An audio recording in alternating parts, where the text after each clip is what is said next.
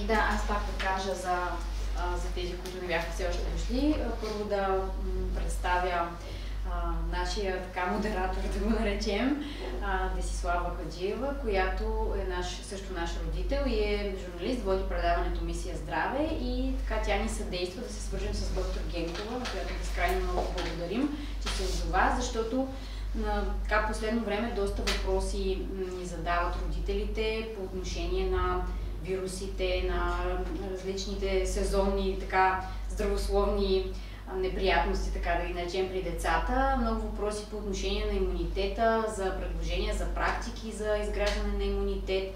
И ние сметнахме, че е добре да получите такава информация от някой, който наистина разбира от това. Затова ви оставям сега в техните ръце и благодаря още веднъж. И аз искам да благодаря на госпожа Иванова за поканата. Изключително съм щастлива, че така може да дадем наистина информация от източника, защото, както знаете, ни залива информация от всякъде в интернет и е много важно да останем критични и когато правим избор, той да бъде информиран и да получаваме, както казах, информация от достоверен източник, както са си поканили днес. Повечето от вас познават доктор Кристин Генкова. Тя е опитен педиатър, работи в клиниката по педиатрия в Александровска болница, преглежда и в болница Вита и развива социалните си мрежи, основно Инстаграм, където споделя изключително полезна и практична информация за родители, за здравето на децата, развенчава и много митове, свързани с боледуването и със здравето, и затова предлагам да започваме нашия разговор, като първият въпрос е свързан с имунитета. Също какво представлява детски имунитет, как се изгражда и да ни дадете добри примери за изграждане на детски имунитет. Детски имунитет, както и имунитет на всички нас. Аз първо искам да благодаря наистина за поканата, като ви отговоря на въпроса. За мен е изключително важно и смятам, че именно такъв тип звена и такъв тип будни хора като вас, които организират такива срещи, са люлката на промяна. Аз може би съм станала много досадна с това, което се опитвам да направя. Най-вероятно доста хора не приемат начина, по който се изказвам и може би не приемат начина, по който поднасям информацията. Но аз искам да поднеса достъпна информация за родителите и го правя в името на здравето на децата. Наистина го правя в името на здравето на децата. Детски имунитет не се различава много от нашия имунитет. Всички знаем, че имаме така наречения придобит имунитет и вроден имунитет. Вродения имунитет няма да се спираме на клетки, това не ни интересува. Е този, с който се раждаме, а придобитият е следствие на срещата ни с различни патогени. И така си изгражда. Да ни дадете добри практики за това в времето, как се изгражда имунитет. Особено в яслена и градинска възраст, където децата боледуват по-често. Истината е, че добрата практика за изграждане на имунитет на първо място е срещата с патогени. За да научим нашата имунна система да се справя с даден вредител, ние трябва да я срещнем с него. Така че това е първото нещо. Ние с теб в друг разговор сме си говорили за това колко важно е децата да не бъдат ограничавани. Да не бъдат ограничавани от разходки навън, от комуникация с други дечица. Това е изключително важно от спорт, от различни занимания, защото наистина благоприятства имунитета им. Като споменах често боледуване, това е може би един от сериозните проблеми, които притесняват родителите, че детето им боледува често. Нека да дефинираме какво означава често боледуване на дете в яслена и градинска възраст. Много строго индивидуално е. Всяко дете боледува по различен начин. Да кажем някаква бройка от порядъка на до 13 пъти годишно. Е нормално. Е нормално дете да боледува. Да. Защо едни деца боледуват често, а други не? В предишния ми отговор може би се съдържаше и това. Просто някои дечици са доста по-склонни да боледуват от други. И това отново си е, може би, индивидуална характеристика, така че не мога да кажа, че има някаква закономерност. Естествено, може да има някакво подлежащо състояние, което да благоприятства това нещо. И ако наистина родителите подозират, че детето им боледува твърде често, е хубаво да се консултират с специалист. Всъщност, след прекарана вирусна инфекция, добре ли е детето да бъде задържано за известно време вкъщи, за да се възстанови преди да тръгна отново на детска градина или на ясла?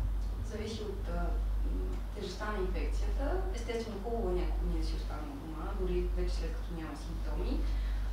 Ако има пациенти, които боледуват, децата боледуват изключително често, с хронични заболявания, с астма и така нататък, в тези ситуации аз съм си позволявала да ги спирам и за по-дълго време от детска градина, при посещаване на различни детски колективи, но иначе няколко дни са абсолютно достатъчно.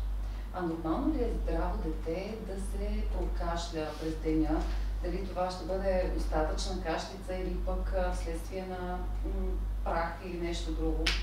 Категорично нормално. Колко често? Ние си позволяваме да казваме на родителите, когато се тревожат за кашлицата, че до 10 пъти дневно здрав човек, дете, човек, по-възрастен, може да прокашля. Всъщност, както казвам аз, секрета от носа е защитна реакция на организма, същото и с кашлицата. Ако попадне нещо на кашличните рецептори, те се активират и предизвикат въпросната кашлица, за да може тя да почисти попадналото дразнение. А и в детска възраст все пак децата са доста по-чувствителни на всякакви такива дразнители. До голяма степен е така. Какви са най-честите симптоми на развиваща се алергия? Зависи от алергията, обикновено има сезонност. И това си говорихме на миналия семинар, който е присъствал на него, доста сериозно на тази тема. Има сезонност, обикновено алергичните реакции се появяват през пролетта, знаем добре, това е пика на този тип реакции. А иначе, ако има подозрение, че остро е реагирало от нещо детето, то ще се появи обрив, със сигурност може да се появи отток, който би ни притеснил, може да се появи секреция от носа, може да се появи и кашлица, за която си говорихме преди малко, така че много могат да бъдат симптоми. Възможно ли е периодът на адаптация на едно дете към детска градина или ясла да се отрази негативно върху здравословното му състояние, защото знаем, че това е период на доста сериозен стрес за едно дете и възможно ли е това да понижи имунитета на защитните си? Категорично да, стреса влияе именно в тази насока. Той до голяма степен компрометира имунитета и всички знаем, че в стресова ситуация сме склонни да боледуваме много повече. Това се случва и с деца. При стартиране на посещение на детско заведение, както ти спомена, определено това е стресът на едно дете и може да се отрази, особено в началото, именно в този аспект, той да бъде по-често.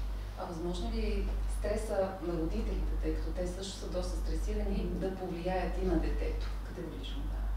Изключително много се отразява отношението на родителя към детето. Колкото по-спокоен е един родител, включително и да речем дебют, първо раждане, всички знаем в началото колко стресирани са родителите. Това се отразява, аз го виждам, практиката си се отразява много на детето. То е доста по-неспокойно. Същото и с посещение на детско заведение. Ако родителят е много тревожен, стресиран, той ще пренесе тази тревожност на детето и ще му се отрази със сигурност. Скарлатината, често срещано заболяване в детска възраст и при предишния ни разговор си говорихме за нея. Какво трябва да знаем за нея? Изключително важно е да знаем, че това е нещо, което трябва да бъде лекувано. Ако аз категорично не съм привърженик на излишното изписване на антибиотици при това състояние, именно причинена инфекция вследствие на бета-хемолитичен стрептокок, трябва задължително да се употребява антибиотик, детето да се лекува радикално с антибиотик, защото и наблюдавали сме в практиката си страшно много усложнения и то сериозни вследствие на нелекуван бета-хемолитичен стрептокок. Скарлатината всъщност е състоянието, което има обрив. Той е много характерен, ситни, може би се случва на теб, не знам, ще споделиш, едни ситни древни купчици по цялото тяло, а когато има само фарингит, т.е. само засягане на гърлото и ангина, то тогава възможно е да няма и обрив, но пак причинителят да е този, пак осложненията да са възможно да бъдат тези, така че много ако има подозрение, че детето е било в контакт с това заболяване или че има характерната симптоматика, дори да няма обрив, знаем другото характерно нещо за това е един малинов език, възможно и да го няма, но ако има зачервено гърло и в детската градина има анамнеза за контакт с болно дете, направете един бърз тест. Ако той излезе отрицателен, то тогава направете микробиология на гърлен секрет. Важно е, ако се хване, трябва да се лекува. А възможно ли е да протича безсимптомно при него? Възможно е деца, които са само носители. Тогава как се реагира в този случай? В тази ситуация отново е хубаво да се пусне микробиология на гърлен секрет и да се провери всъщност какво е количеството, но дори доказан безсимптомно е хубаво да бъде лекуван, защото все пак той е носител на инфекциите. Да, това е важно всъщност да се отбележи, че да и безсимптомно, тъй като има родители, които смятат, че щом детето няма симптоми и няма нужда от лечение, но всъщност не е така. Ами парадоксално е, да, защото родителите страшно много се страхуват. Има две линии. Родители, които идват клиенти и казват, моето дете без антибиотик не минава, и такива, които антибиотика за тях сякаш е смъртна присъда. Всъщност не трябва да се страхува от антибиотиците. Антибиотиците са едно от най-великите неща, измислени някога. И благодарение на тях сме удължили живота си с около 20 години, което е страхотно. Но от друга страна не трябва да се използват безразборно и трябва да има някакъв контрол на използването им. Така че ако вашия лекар е преценил, че е необходимо детето да бъде лекувано с антибиотик, послушайте. Друго често срещано заболяване в детска градинска възраст е варицелата. Какво трябва да знаем за нея? Много важно да знаем, че тя е вирусно заболяване. След доста дълъг инкубационен период всички знаем, където може да бъде контактно наболено от варицела и симптоматиката да се прави след 3 седмици. Почти невъзможно е да не се заразиш. Да, много е контагинозно, абсолютно права си. Да, наистина. Ако детето не е прекарало инфекцията, със сигурност би се заразило. Много е характерен обрив при варицела. Обикновено детето вдига висока температура до 39 градуса и нагоре за известен период от време. Температурата спада и се появява въпросния много характерен обрив. Така че, да. Какво включва лечението? Ние използваме доста често имуномоделиращи препарати, които всъщност подпомагат по-бързото справяне на организма с инфекцията. Те не чистят вируса, не лекуват вируса директно.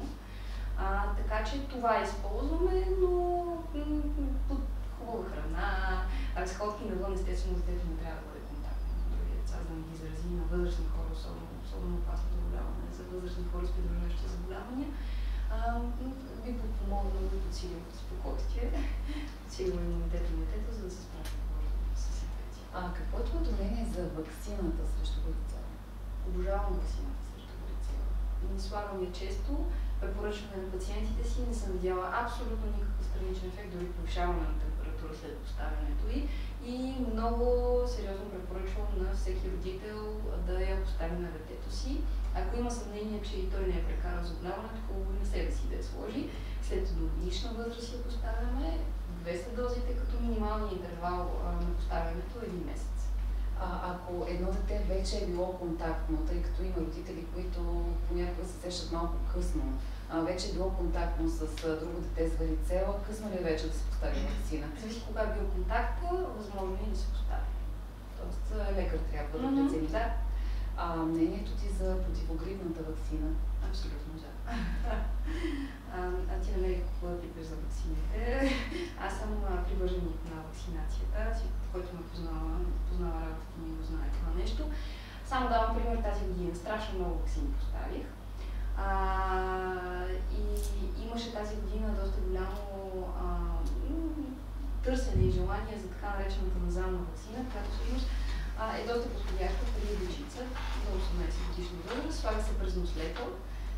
Ако не е поставена, пак са 2 дози, през определен интервал трябва да се поставят те. Абсолютно безболезнено за детето е и определено имаше доста добър ефект, защото тези деца, които съм вакцинирала, сега не е боледуват. Доколкото знам, очаква се всъщност скоро да има ваксина и срещу RSV вируса. Точно така, да. Което също е много добре. Да, в неговите последствия. Чудесно, защото сега има доста изследвания и се запознахме сякаш с въпроса на вирус, защото той не беше толкова известен. Говоря за пациенти.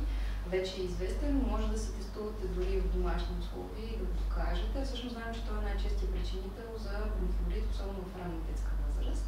И може да бъде доста опасен. Повечето пациентчета, които лежат в нашата клиника, ти знаеш, че ние сме предимно с белодробна насоченост.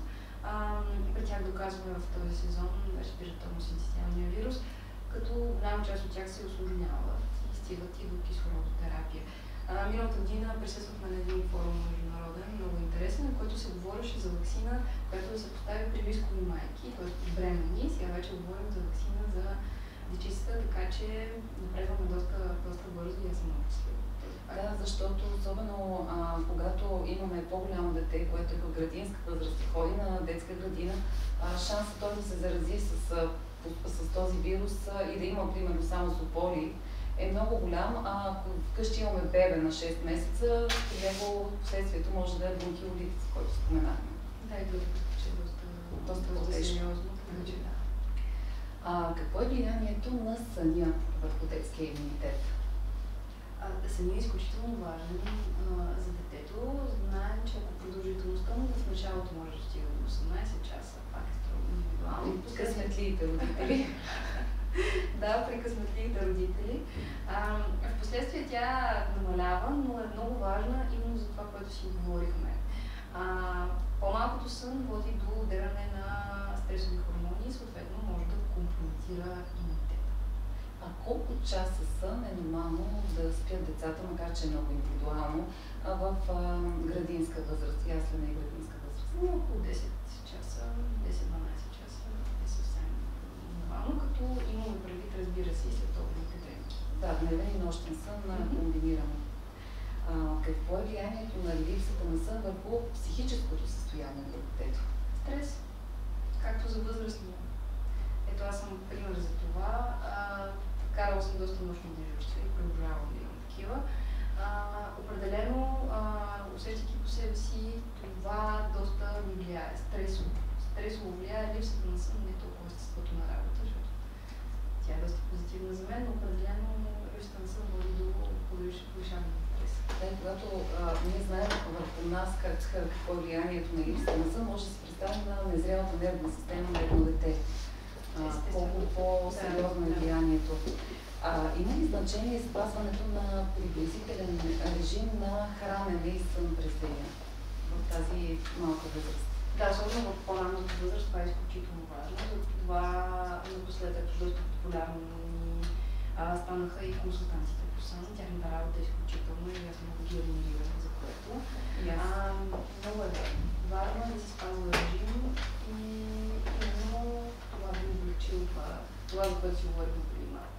Това е важно, защото се създават едни навици, които в последствие вече и в училище ще са изключително важни. Едно дете, ако не се е наспало, няма как да има способността да се концентрира и да учи. Да, изключително. Според теб, какво е влиянието на дигиталните устройства върху пак физическото и психическото здраве на едно дете? Доста ги превъзбужда. Аз по принцип не съм фен на крайностите и категорично не казвам задължително, защото така е редно, забранете на детето си да използва каквито и да било дигитални устройства. Даже аз кабинета ми, който ме познава и има при мен, нерядко прибягвам до такива, пускам песнички, забавлявам се с децата, за да мога да ги преразположа, понякога да ме виждат за първи път и са безкрайно стресирани от мен, а на мен трябва спокойствие, за да мога да ги гледам от тяхна страна. Така че може, допустимо е, естествено, в умерени граници. Като часове? Ами ако успеете да ограничите детето си до максимум един час на ден преди дигитално устройство, би било чудесно. И по възможност най-вече да не е преди сън вечер. Може да се свързва с някакъв вид награда.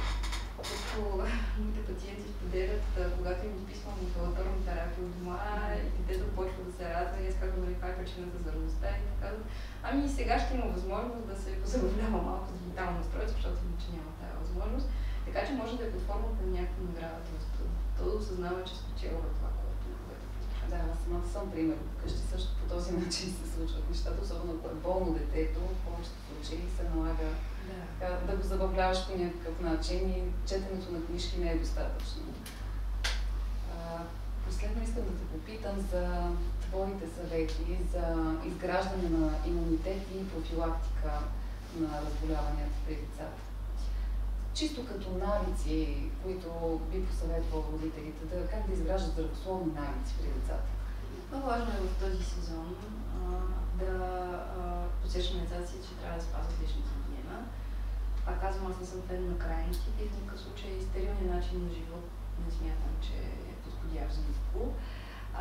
Така че, но да припомняме, че след контакт, след игра навън, след контакт с други дечица, трябва да държат лична хигиена, да почистват ръцете си, прибирайки се от дома също.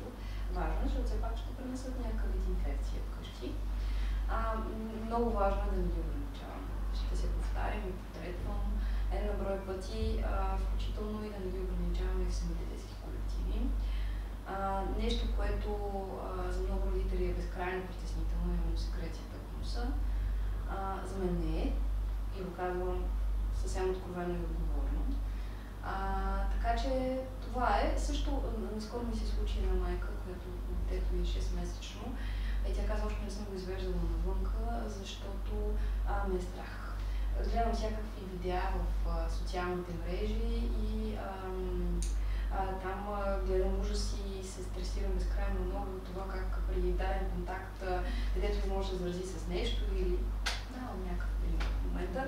Не трябва да ги ограничаваме напълно. Дори да са болни сами, изведете ги някъде навън, където знаете, че няма контакт с друго дете, за да не се зарази с нещо допълнително или да не се усложни или то да не зарази някого, но просто не дете да ограничавате децата си. Всъщност единственото, може би единственото, което би ни спряло е, освен когато детето е здраво, е когато въздухът е твърде мръсен навън. Това вероятно са случаите, в които е добре да ограничаваме. Да, за щастие има радари за това нещо, можем да проверяваме, но ние живеем в доста замърсен град. Така че някога е трудно. Можем, но пък планината ни е съвсем точно така. Можем да скочим по-чести разходки. Да, по-чести разходки, дори в по-стоянното време. Много ти благодаря. Мисля, че е време за една кратка сесия въпроси и отговори. Чакаме вашите въпроси. През сезона на вирусите трябва ли да се стимулира имунитета на детето по някакъв начин, чрез мултивитамини или някакъв друг тип имуностимуланти и за какъв период това е удачно, защото този период вирусния е доста продължителен до есента, до април някъде поне. Да, зависи от препарата. Знаем, че има страшно много препарати на пазара. Ако вие сте видяли в някой добър резултат, може да го ползвате. Аз припомням, че периода от ноември до май включително, поради липсата на активно слънце навън, трябва да се дава витамин D. Всеки ден, ежедневно. Да, той е масно разтворим витамин, дава се с храната и аз всеки път напомням на родителите, че дори да решат да не дават нищо имуностимулиращо, не са видяли ефект в нито един имуностимулант, е задължително да дават витамин D, включително ние трябва да приемаме. А това може ли да се отрази по някакъв начин на бъбриците? Витамин D-то ли? Не, да, и всички витамини, които допълнително се...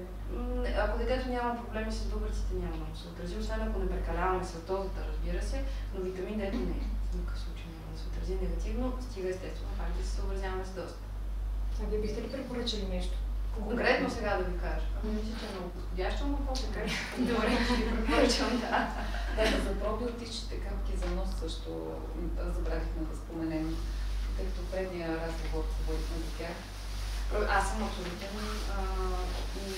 Сега, това не мога да кажа, че съм в никакъв случай, но определено предпочитам пред това да се използват локално антибиотични капки за носа. Много си говорихме, наскоро бях на един семинар, организиран с колеги, то по-скоро беше нещо като среща, където си обменяхме някакъв опит. И то с доста популярни в сферата си колеги, които с много богат опит. Всички сме единодушни на едно и също мнение, че създаваме си резистентност. Страхотно. С тези антибиотични капки най-често аз също си признавам, че съм изписвала и ми се налага понякога да изписвам антибиотични капки и използвам хинолони. Хинолоните, няма да цитирам име, просто го казвам като група антибиотици. Хинолоните ги използваме в съвремието ни при възрастни хора, перорално, когато има наистина осложнена белодробна инфекция. Тоест, представете си каква резистентност ще създадем на децата ни, използвайки тия капки в бъдеще и как те наистина няма да има с какво да се лекуват. Да, за едни супови случаи. Абсолютно. Тези капки поначало са очни капки. Те не са създавани да се слагат. А какво бихте препоръчали като заместител на антибиотичните капки? Пробиотичните капки. да направим лигавицата по-устойчива на дразнение отвън, на различни бактериални, дали ще са бактериални, дали ще са вирусни, дали ще са каквито и било други причинители, чрез използването на такъв тип пробиотични препарати със сигурност ще допринесем благоприятно за създаване на един хубав биофилм. Какво е вашето мнение за хомеопатията? Мислите ли, че помага? Да, категорично имам позитивно мнение за хомеопатията. Не бих казала, че съм експерт в областта, така че ако ми зададете някакъв по-специфичен въпрос, едва ли ще мога да ви отговоря, но в никакъв случай не съм против. Не преди, т.е. Не преди категорично, но когато става въпрос за сериозно състояние, не трябва да се прибягва до нея. Да, защото не е ефективно. Да, и защото се неглижира проблема. Ние сме виждали в нашата практика, защото работим с тежко болни деца, и то хронично тежко болни деца, случаи, в които заради отказ да се приеме състоянието на детето, се прибягва до този тип терапия. Състоянието се неглижира безумно много и те стигат до много тежки крайни състояния заради това, иначе няма нищо против да се използва. Стига да е при леки случаи. Да, стига да е подходящо за подходящо състояние и стига да не се неглижира сериозен проблем. Да. Благодаря. Какво ви е мнението за инхалациите по това време? С инхалатор малко преди. Супер, за. Защото съм чула малко и да и не, зависи нали евентуално каква би била инфекцията, дали няма да се разнесе. Но в принцип на едно кашляне, кихане, схолче. Супер, за. Мен ми е интересно обаче защо против. Вие какво сте чували като долу против? Защото един вид може инфекцията да се разнесе надолу по долните дихателни пътища. Няма такава опасност. По принцип, инхалаторите, вие най-вероятно всички имате инхалатори. Знаете, че има степени на разпрашаване. Когато става въпрос за кашлица, харема, инфекция на горни дихателни пътища, аз много често изписвам. Инхалации с физиологичен растеж. Да, за да втечнят секрета, защото обикновено ние по себе си усещаме, че когато се разболяваме, точно така, назад усещаме един жилав секрет, същото и с децата. Само ето ние можем по някакъв начин механично да го отстраним това нещо, пък те много често не могат. И с инхалацията всъщност ние втечняваме секрета и впоследствие обаче е много важно да помиваме носа. Мен се случва най-редовно да има някакъв кабинет и ви казват, ти инхалации за нищо не става, защото в момента, в който направим инхалацията, детето се разкашля безумно. Това е защото ние сме втечнили секрета, ама то не е възрастен човек да си го издуха носа след това. Ние просто с аспиратор, че действа с бейбибак. Смукачка. Да. Колега Лунагън ни е потвърдил на един от семинарите, че може да го ползваме доста редовно, когато е много сериозно. Да, няма да си го ползваме, защото това хубаво почиства. Да, хубаво почиства, да. И това е метод всъщност ние да почистим лигавицата, ако детето не може ефективно да го върши самостоятелно, така че... А колко често може да се ползва? Постоянно може. Няма ограничения. Абсолютно никакви ограничения, може наистина постоянно да си правите инхалации, стига да е необходимо това. Много подходящо е, когато е суха кашлицата, когато има някакво дразнение на ниво горни дихателни пътища и суха кашлицата, инхалации с физиологичен разтвор, дори на брой за няколко дни, са много подходящи. Аз започнах в началото с това, че има различни степени на разпрашаване. Всички инхалатори имат различни степени, за горни, за средни и за долни дихателни пътища. Когато има сериозно състояние бронхиолит, то е инфекция на долните дихателни пътища, ние знаем, лекарят ще ви каже, използвайте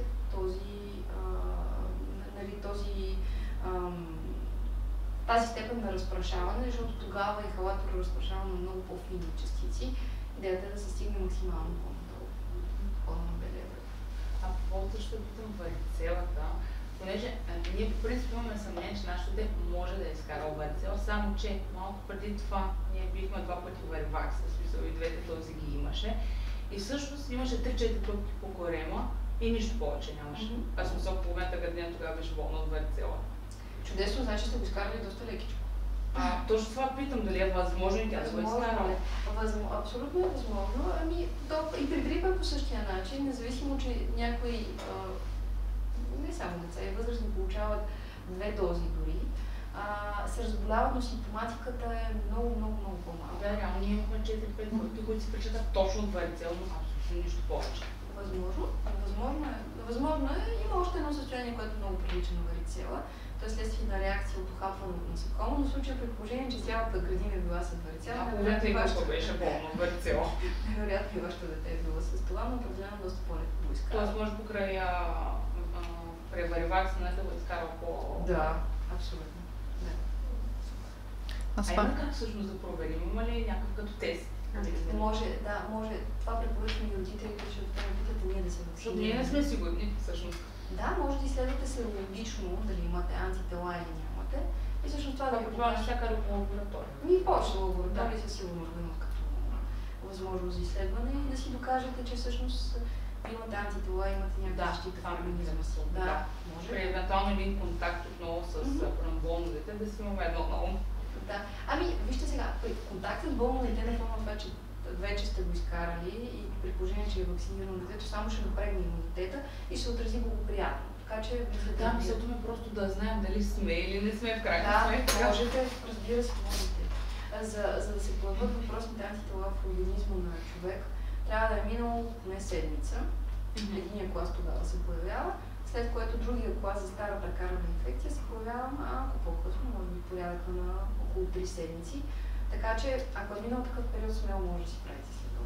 И последен въпрос имам. Извинявайте, понеже наскоро имахме температура. Когато моето дете има температура, нещо, което винаги ми минава през ума, е да не направи гърч. Евентуално при един гърч, как се реагира? Колко е голямо детето? На 5 почти. Вече сте почти минавате границата. До 5 годишна възраст е най-характерно. Всички родители това се тревожат. Да, аз не знам как да реагирам, ако не дай Боже ми се случи. Ако в семейството няма анамнеза за такова нещо, т.е. не се е случвало при други, дори при не толкова близки, но сравнително близки в семейството, в семейния кръг хора, то тогава вероятността да се случи при вашето дете е изключително малка. Случва се, неприятно е като усещане със сигурност, за родителя е страшно травмиращо. Хубаво е да знам как да реагираме в ситуация, ако се случи. Да. Аз имах един семинар за спешно състояние, който виждам тук някой, който е присъствал в него и който се е сблъскал и с проблема. Така че, има си, на първо време е много важно да не се паникьосваме, което е почти невъзможно. Отстрани казано е много лесно, но е трудно изпълнимо. Важно е да поставим детето в странична позиция, за да не аспирира съдържимо, дали ще е повърната материя, дали ще е вследствие на това, че неконтролируемо затваря и отваря устата си и може да си прехапе езика и той да изкърви. Важно е просто да не аспирира съдържимото в устата, ако има такова. Затова го поставяме в странична позиция, освобождаваме дихателните пътища, никога не бъркаме в устата на детето. Такова нещо, като съжалявам, че го казвам, логически израз глътна с езика е невъзможно по време на гърч. Корена на езика няма как да падне, така че не пипаме в устата на детето. Много е важно това нещо, защото най-малкото той ще ни ухапа. И общо взето това е. Последното нещо от всичките, които изборих, е поставянето на антипирети, като аз съветвам да се сложи супозитория, да се сложи свещичка, защото през устата трудно ще доведе нещо в такава ситуация. Така че може да сложите свещичка и естествено да повикате екип на спешна помощ.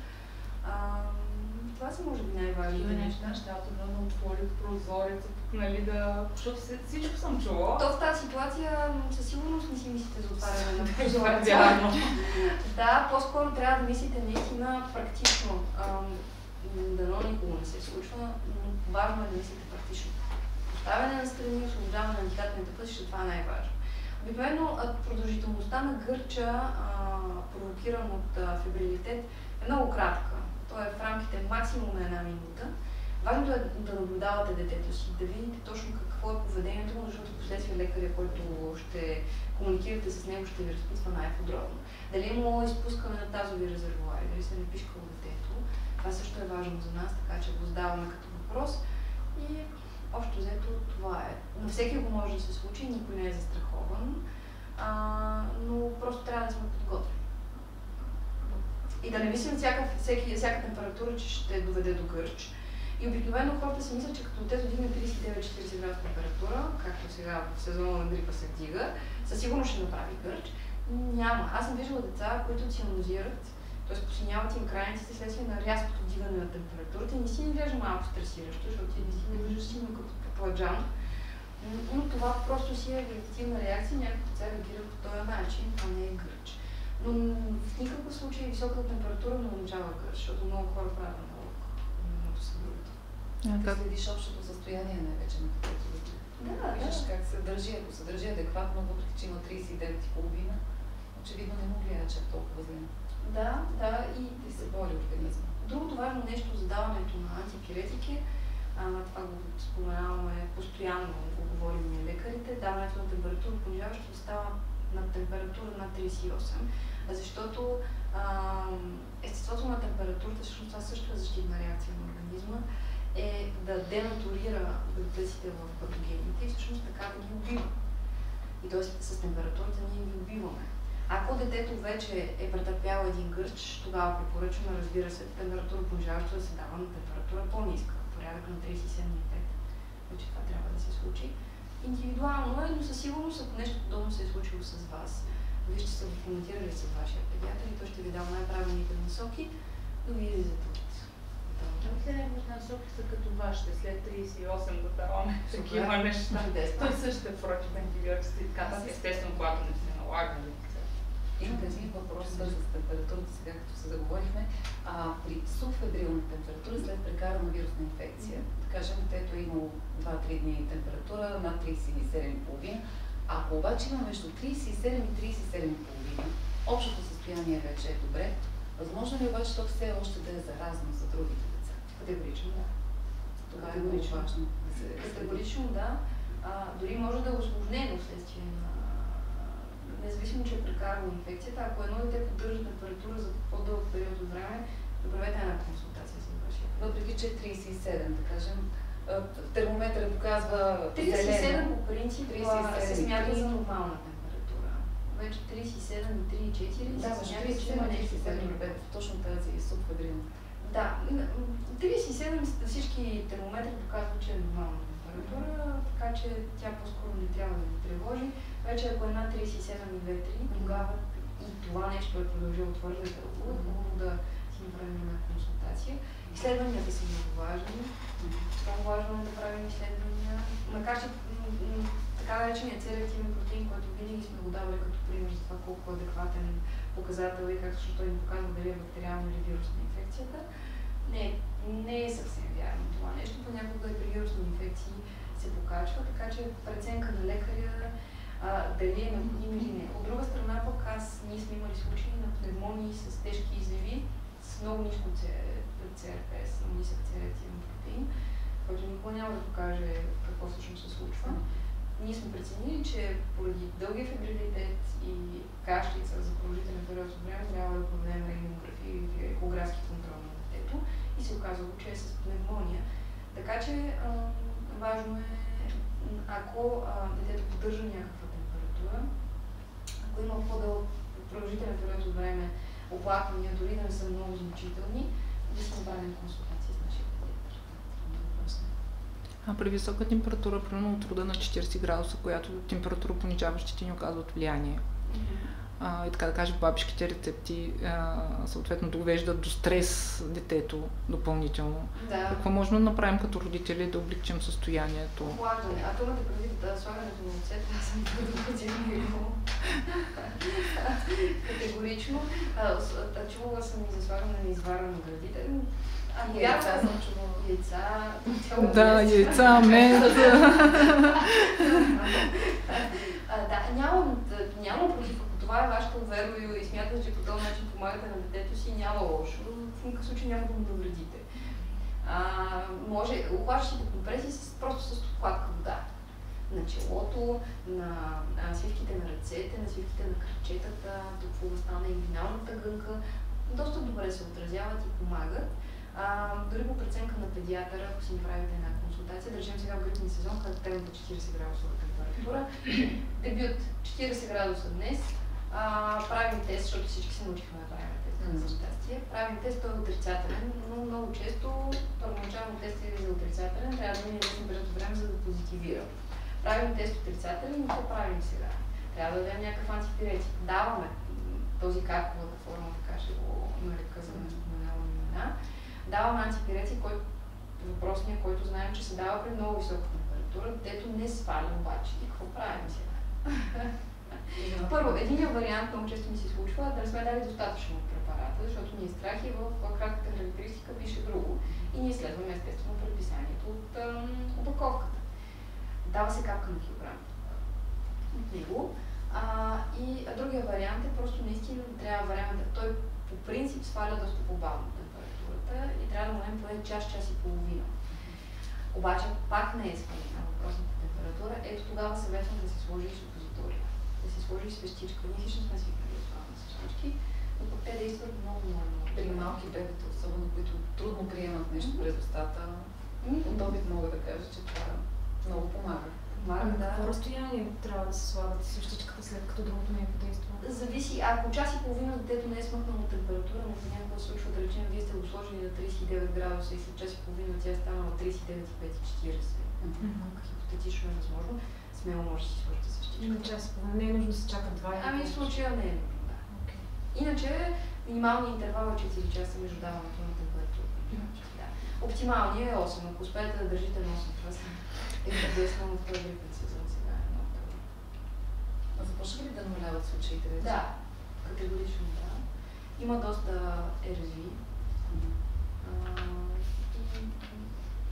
Сякаш поравно са вече случаите на грип и РЗИ, така че да, намаляват. А при злояди деца какво препоръчвате? При злояди. Когато мирно може и без закуска, без обяд, и каквото да му предложиш, нищо не му допада. Ами честно казвам, не знам каква степен добавките за повишаване на имунитета, извинявам се, добавките за повишаване на апетита имат резултат. Така че, нали, да. Честно казвам, знаете ли, Б-комплекса има хубав резултат при изолиране.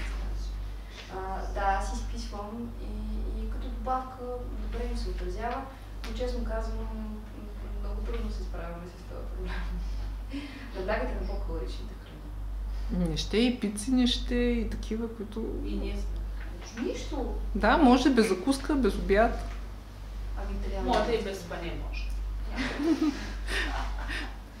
Госпожите знаят, тя тук не спи. После ще ви споделя, сега взехме, но не сме ги пробвали в никоя група, взехме една игра, хранителните супергерои, не знам дали си ви е попадало, която включва няколко неща, карти, да, стикери, но аз я взех, защото разбрах от познати, че дори някои психолози детски я дават на пациентите си, на родителите и родителите вкъщи чрез нея. Много интересно, между другото, аз се разгледах малко по-рано днес. Мисля, че беше хранителните супергерои. Мога да ви споделя. И тя по-скоро е за игра в по-малък брой, нали, с по-малко деца или примерно вкъщи семейно. Нали, този тип е. Просто я взех точно с идеята за, нали, там, където има такива деца, да опитам по този начин. Ще ви я споделя. Аз не знам вече какво да правя. Да, защото примерно на нас са ни казвали, нали, детето да участва в приготвянето на храната, за да може евентуално после да иска да яде. И това ни помага също. Да, под формата на игра, поначало с децата, аз в своята практика знам, че трябва, първо трябва да следиш на нивото им. Говоря дори чисто физически. Не знам, дали сте забелязали, педиатрите обикновено клякат, когато преглеждат детето, защото то трябва да те усети гризък. То трябва да те усети на твоето ниво, за да иска да комуникира с теб. Защото ако си поредния възрастен, който се опитва да му каже какво трябва да направи, той няма да иска и няма да се случи. Така че това е първото ниво. Второто нещо, естествено, много се децинява. Моето поведение, дори извън работата ми, малко детинско, на повече педиатри е така, просто защото ние трябва да намерим начин на комуникация с децата и до голяма степен придобиваме от техните характеристики. И другото важно нещо е под формата на игра. Аз играя. Аз казвам, аз трябва да те преслушам, но ето ще преслушаме заедно зайчето. Нали? И ще го прегледаме заедно. И то осъзнава, че всъщност то може да бъде част от процеса. Ставайки част от процеса, му става интересно и, нали, е по-склонно да участва по-активно, макар че, честно казано, за мен е лесно до голяма степен, защото аз го виждам за 20 минути, успявам да съществуваме някаква комуникация, а това постоянно да си е в игра вкъщи, според мен е невъзможно. Така че да. Може. Има ли витамини, които е добре да се изследват за липсата, които съм чувала, че водят точно до това злоядство? Примерно Ами Б комплекса, да. Витамин Б може да се изследва, сега в този сезон е хубаво да се изследва витамин Б, както казах. След това са други витамини. Но поначало малко, т.е. по-малко хранене, със сигурност води до дефицит на желязо, също много важно да се изследва, ако детето не се храни много. А пък то е двустранен процес, защото ако детето има някакъв вид дефицит, е възможно това да е причината, за да не се храни. Говоря за желязо, много често го изследвам и затова съм ще изследвам в началото на 6 месеца на една година. Особено при кърмачета, които са по-злояди и хапват по-малко. И всъщност това до голяма степен приемаме като причина за именно за това състояние. Дори за понякога и за неспокоен сън също. Да, категорично има отношение, да. Аз кърцането на зъбите. Това може да е белег за много неща. Скърцането с зъбите може да е вследствие на хипоксията от увеличената сливица. Може да е следствие на паразитоза, разбира се. Всички знаем, че глистите водят до скърцане с зъби. Така че най-често е следствие на хипоксия. Да, защото изследванията за това винаги са отрицателни. Да, възможно е. А имате ли проблеми с носа? Хъркане? Не хъркане, не, но от болестното състояние, нали, като постоянно тези вирусите, има секреция. Но само това. Ами, да. Педиатъра не е казал нещо за увеличение сливици или нещо такова. Това може да е една от причините. Даже и в по-късна възраст, ако някой има проблеми в тая област, е възможно да има така наречения бруксизъм или скърцане с зъби. Аз може ли да попитам за тези пробиотични капки за нос, тъй като не са ми познати и това са, примерно ако вляза в аптеката и кажа искам пробиотични капки? Ами на пазара аз знам за един вид пробиотични капки и едни, които са български, могат да се поръчат от сайт. Да, но казвате пробиотични капки за локално приложение в носа. Добре. Аз знам това. Защото може би преди една година бях чула за тях. Бях чула за пробиотични капки, пак от някакъв семинар. И влязох в аптека, изгледаха ме, казаха, не знаем за какво говорите. Да, ясно съм. И аз след това вече забравих да търся. И сега, като ги споменахме пак... Има ги и са сравнително разпространени. Да, могат да се поръчат, българските могат да се поръчат от сайт, а пък другите си се купуват от аптечните мрежи. Добре, след като приключим, дали може конкретни имена? Да. А те, примерно, всеки ден се впръскват и... Има си курс на лечение. Конкретно тези, които могат да се купят от аптечната мрежа, 7 дни се пръскат сутрин и вечер, в продължение на 3 месеца. Тоест ние трябва да колонизираме. Тоест 7 дни от месеца правим терапията и така 3 месеца. Тоест 3 седмици.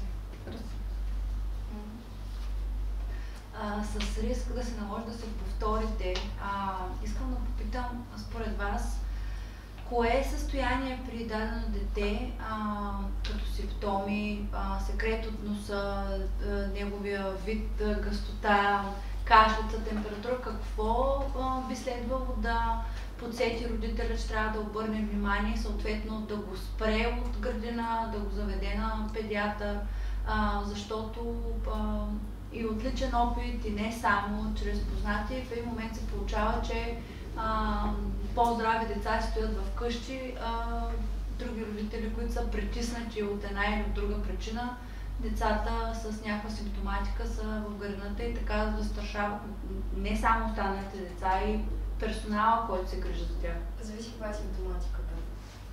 Много зависи в какво състояние е детето. Вие със сигурност може да прецените в какво състояние е детето, защото си го познавате.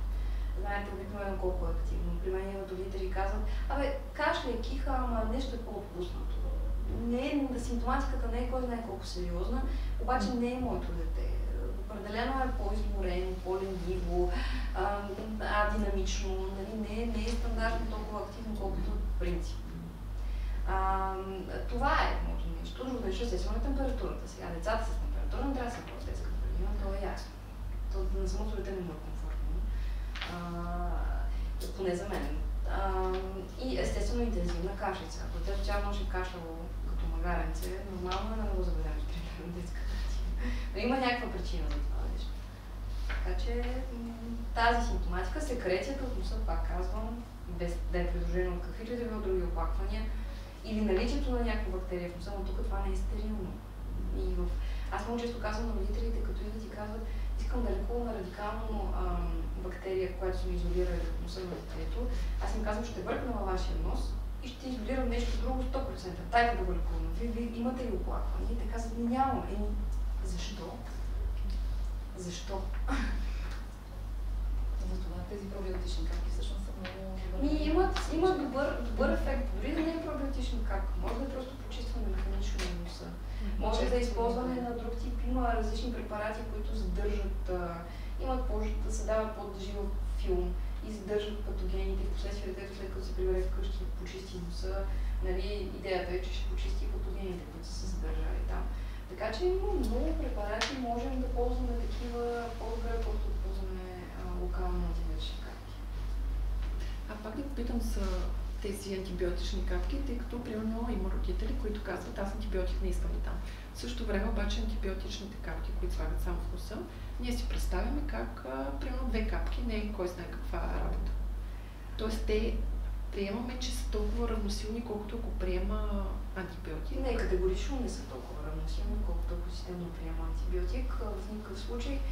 Просто със сигурност срещаме детето с дадената формула и обучаваме, както обучаваме имунитета ни да се справя с всякакъв вид инфекции, от срещата с различни патогени, така и обучаваме бактериите как да се справят с вредните пък за тях. Примерно хрема 2 седмици или 3, това ли е признака, че трябва да се почнат тези? То целогодишно може. Аз не знам, например имам хроничен синузит и съм постоянно с секрет от носа. Ама постоянно. Кога за нас би било основание да сметнем, ето сега, примерно вече е време за тези антибиотични капки? Аз честно казано съм ги изписвала, когато детето е в недобро общо състояние, когато това му пречи на съня. Може би това е основната индикация. Да, това е много важно. Да. То при по-малките деца. При по-малките деца, ако седмица, да речем няколко дни подред, седмица детето кашля всяка вечер, интензивно, на другия ден не е пълноценно, разбира се, че ще взема и няма никаква друга обективна причина за това състояние и не успяваме по по-консервативен начин да се справим с проблема. Естествено, взимам носен секрет, микробиология на носен секрет и да, лекувам платино, позволявам си. Какво е подходящо, ако детето има слаби капиляри и като цяло при честото използване на капки започва кървене от носа? Хубаво е да не се използват съдосвиващи препарати, всички знаем кои са те. Хубаво е да се избягват те и да не се използват много агресивни методи за почистване на носа. Може да ползвате в тази ситуация вместо спрей, може да ползвате спринцовка, за да почиствате с физиологичен разтвор, да речем. Иначе тези пробиотичните капки, да кажем, подходящи ли? Те са подходящи, да. Зависи обаче от формата. Единия вид са под формата на спрей, може би биха били малко по-агресивни в тази ситуация, а другите са под формата под капкова форма и може да ползвате спокойно, защото няма да повлияе на този проблем, който не може да е негативен. Освен физиологичен разтвор, може ли да се използва друг разтвор за промиване на носа? Да, може, зависи какво е. И такива, където са такива специфични, където са с малко повече... Назалните душове ли? Да, могат, зависи. Много е важно в ранна детска възраст не се препоръчва, защото е хубаво, когато се използва да се отворим устата, за да отпълваме лягане. Така че, ако детето не може да следва инструкции, по-добре да не се ползва метод, защото може пък да отиде към ушите и съответно да направи възпаление. Иначе колко често могат да се ползват на ден? Те могат да се ползват 2 пъти на ден. 2 пъти. Да, но не прекалено често, не трябва прекалено често да се използват. Ви споменахте инфекция на ушите. Стандартно може да се разбере, доколкото знам аз, за инфекция в ушите, когато се продърпа ухото на детето и то има дискомфорт. Това е по-често при външните отиди. Сега, защо ни се възпаляват ушите? И то по-често, защото при децата се възпаляват ушите, следствие на изкарана инфекция в областта назофарингса, защото техните така наречените стаки витави, които свързват въпросния... Да, са по-близко. Да, които свързват назофарингса с средното ухо, са доста по-къси и доста по-широки. И през тях много по-лесно могат да влезат различни патогени и да възпалят ушите. Така че средното ухо се възпалява обикновено. Когато има външен отит и дразнене отвън, т.е. отвън ухото е възпалено, то по-често тогава при такъв тип маньовър би се разбрал, че детето има някакъв проблем.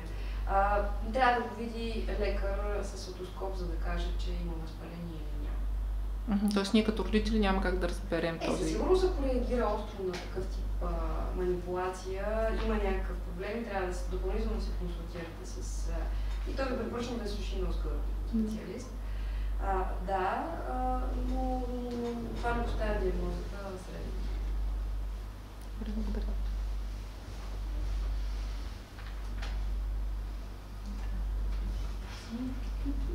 Няма повече въпроси. Както казвате, при лек секрет от носа, който е безцветен или ако се изкашля 4-5 пъти, не е нещо, което да... Или пак с хомеопатия се опитваме. Ако имате продукт, който харесвате хомеопатичен, категорично с да. По-добре е така. Отколкото... Знаете ли защо съм против използването на антибиотична капка? От една страна създаването на резистентност, от друга страна ние убиваме това, което сме изолирали, но се появява нещо друго. Един много известен доцент, няма да му цитирам името, той е страшно известен и аз лично му симпатизирам. Той казва следното нещо, като убиеме пръпчетата на дървото, ще появят гарги. Да. Мисля, със сигурност нещо друго ще се колонизира детето. Защото може да има друго детенце в детската градина, да речем, в групата, който да е просто носител на дадената бактерия, а да не е проявил симптоми. И поради непосредствения близък контакт между децата, ние няма как да ги ограничим да не контактуват така, доста по-интимно, колкото възрастните и да не спазват хигиена на контакт.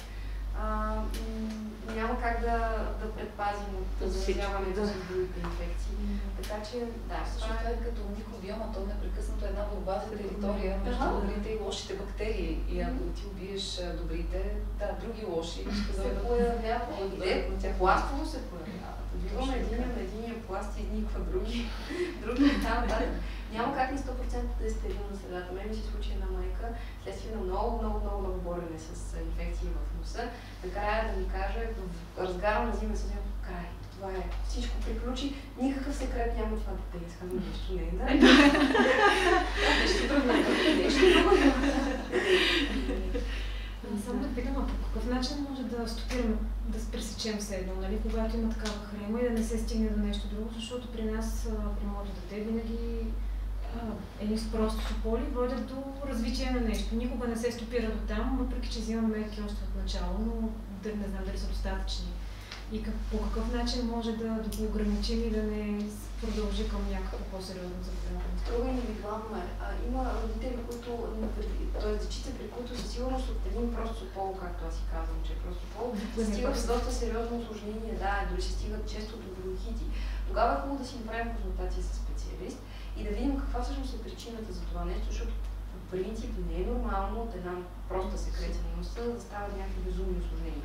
Със сигурност има нещо подлежащо. Дали ще на ниво горни дихателни пътища, дали ще на ниво бял дроб, има нещо, което е подлежащо и което всъщност води до по-сериозни усложнения вследствие на една елементарна хрема. А иначе със сигурност правите всичко, убеден съм в това. Това, което може да правите винаги без да питате който и да било, е да си правите наистина инхалации вкъщи, които по никакъв начин няма да навредят на детето, с физиологичен разтвор и да промивате носа. Да ползвате за различни видове секреции от носа. Аз лично препоръчвам различни видове капки, дори и антисептични. Капките, които съдържат сребро, знаем всички, че среброто е антисептик, могат да бъдат използвани при малко по-сериозни ситуации, вместо да бъдат използвани антибиотични капки. Тоест само това е достатъчно, без да кажем както възрастните, като при първи симптоми взимаш прахче с... Вече има и за деца, които всъщност те са почти на 6 години. Тази възраст също включва. Да кажем, ако детето няма температура, просто оплакване болки в гърлото и секрет от носа. Необходимо ли да кажем да дадем и на тях, и на детето, за да може да го стопираме до това ниво, или това няма да помага? Ами, със сигурност би имало позитивен ефект. Аз по себе си имам един продукт, който харесвам и често казвам, защото съм с рецидивиращи херпес и простата.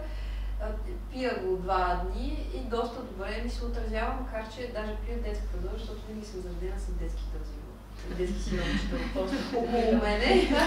И на мен ми се отразява този сироп конкретно, макар че всички 100% го знаят такова е, много добре.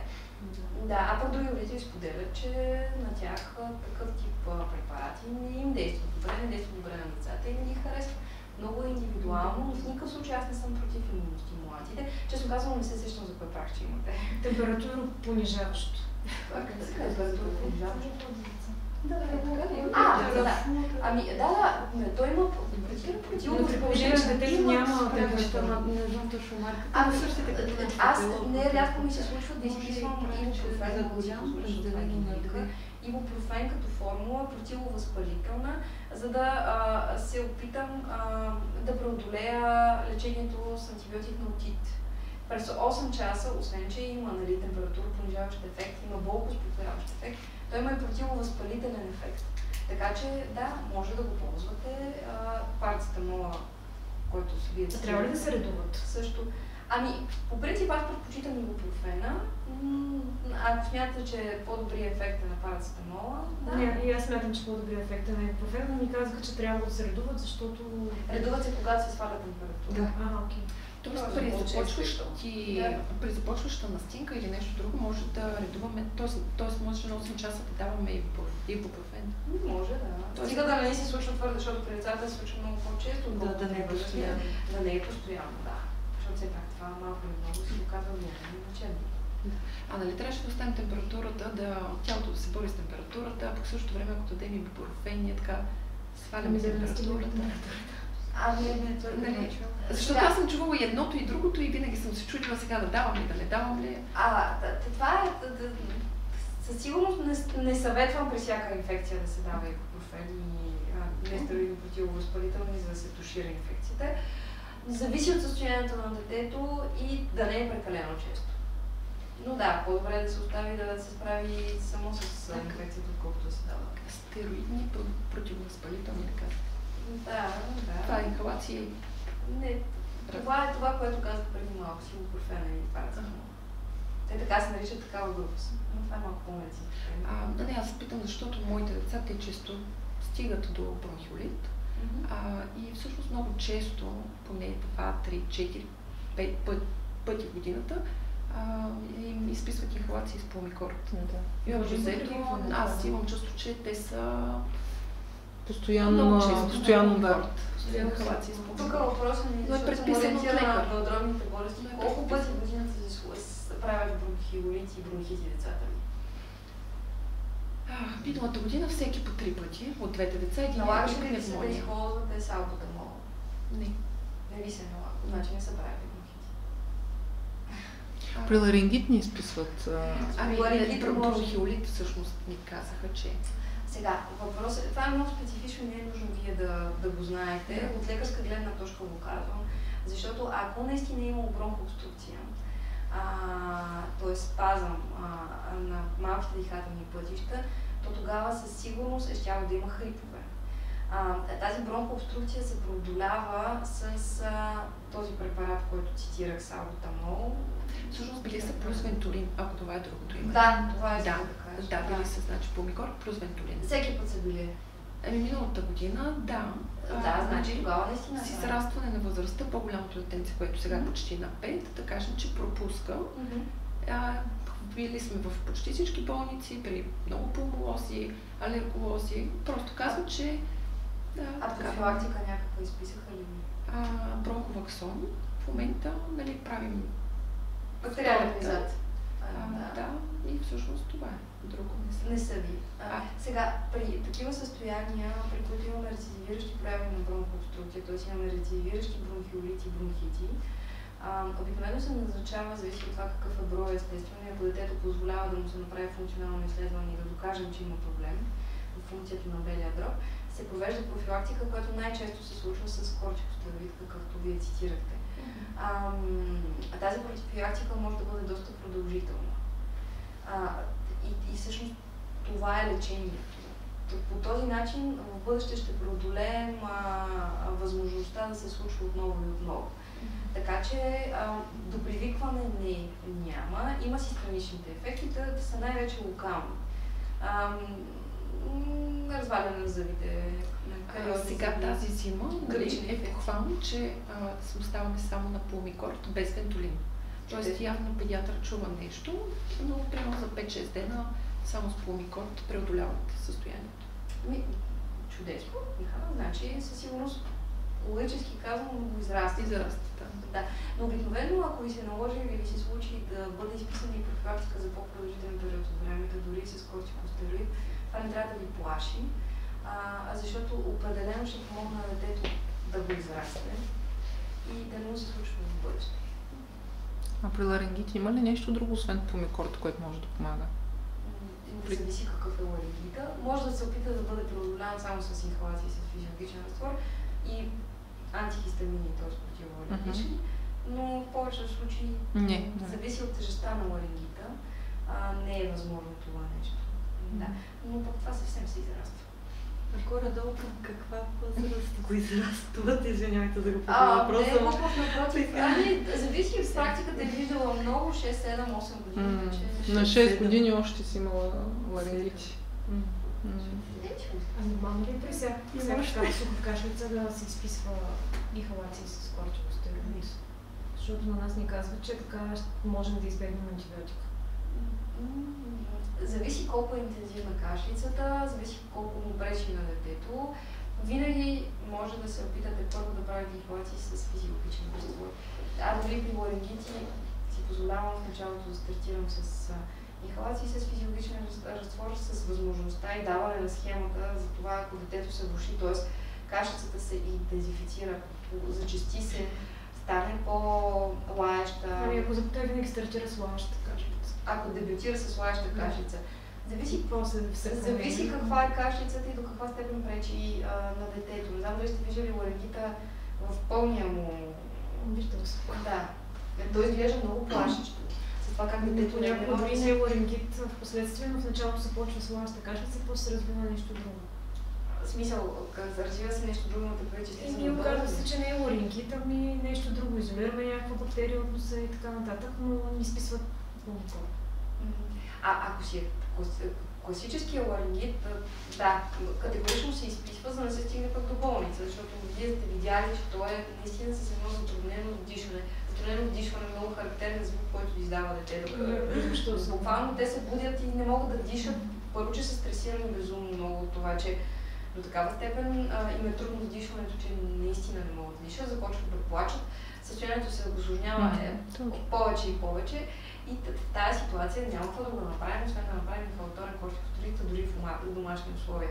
Понякога даже се налага да се стигне и до болнично лечение или да се стигне до най-малкото посещение на спешен кабинет, за да се приложи кортикостероид венозно или мускулно. Да, дорогозон, нали? Да.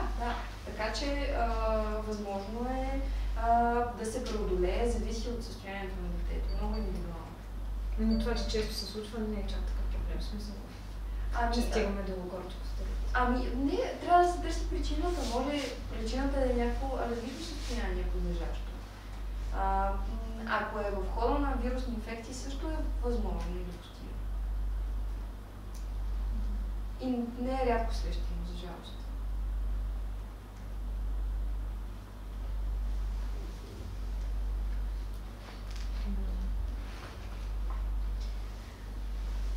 Аз много благодаря за вашата активност, защото мисля, че засегнахме голяма част от въпросите, които реално вълнуват всички родители, дори тези, които не са днес тук. Безкрайно много ви благодаря.